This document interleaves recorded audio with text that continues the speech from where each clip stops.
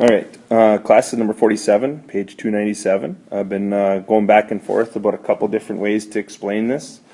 If you don't understand this video, there are about 2 or 3 other ways that I can try and articulate this concept to you.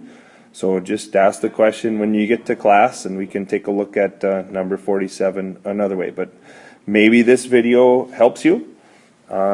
I'm convinced that that a majority of the students in class will understand this video, but I can't guarantee this is going to work for everyone. Okay, so here's what we're given. Sine of an angle is 4/5.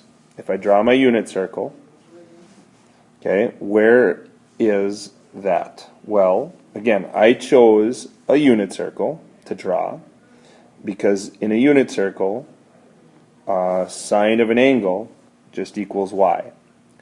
So this 4/5 represents the y value at a certain point on this circle. Now, a y value of 1 would be way up here. A y value of 0 would be here. 4/5 would be, I'm going to eyeball it right about there.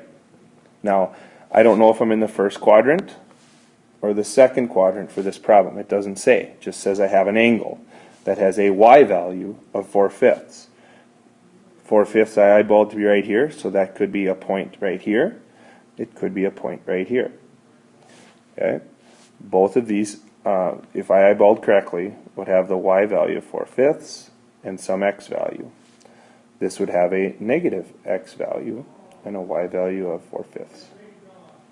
Okay, now they both have an angle associated with them. Okay, this angle would be right to here, somewhere in the first quadrant.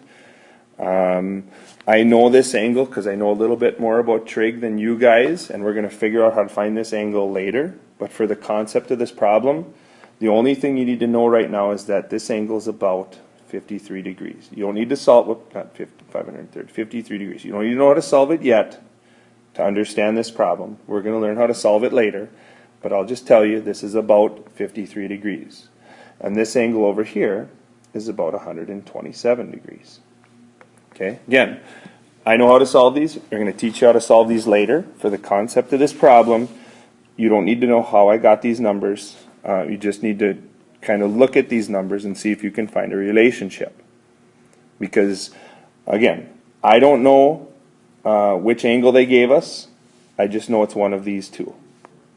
Because both of them have a y value of 4/5. Alright, now we can try the problem. Part A says, what would happen if I took sine of pi minus t? Okay, I gave you the angle in degrees because I think you're going to be able to see that better. So let's switch sine, instead of pi, let's use 180 minus t. Okay, well, let's say this angle, let's say we were in the first quadrant, 53 degrees. What's 180 minus 53 degrees? So 180 minus 53 is 127. So if I'm at 53 and I take 180 degrees minus that, it turns into 127, which has a sine value of 4/5. Alright, what happens if I assumed wrong? What happens if I was at 127? 180 minus 127 is 53 degrees. So basically, at first I didn't know if I was here or here. Both of them have a y value of 4/5. If I was here, and now I find its supplement, I end up over here at 127, which has the same y value. If I assumed wrong, and I was here to start with, its supplement would just bring me back to here anyways, and I would still have a y value of 4/5. The bottom line is, whether you completely understand how I just said that, if I have an angle for sine, and I know its y value, because that's sine, if I know its sine value is 4/5, its supplement will also be 4/5. And you can test this out. And this would have been another way to do this problem. Take 30 degrees, take its supplement, find the sine value of these. You're going to find that they are both 1/2.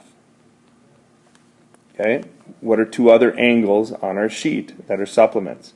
Well, 60 and 120. Okay, both of them have a sine value of square root of 3 over 2. All right, 45, 135. Again, both of these have a sine value of square root of 2 over 2.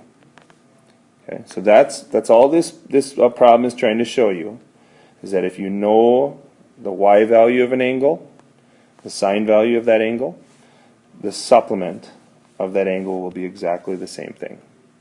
All right, I hope this helps. I'll put part B in a different video. Part B is similar, but I hope this helps.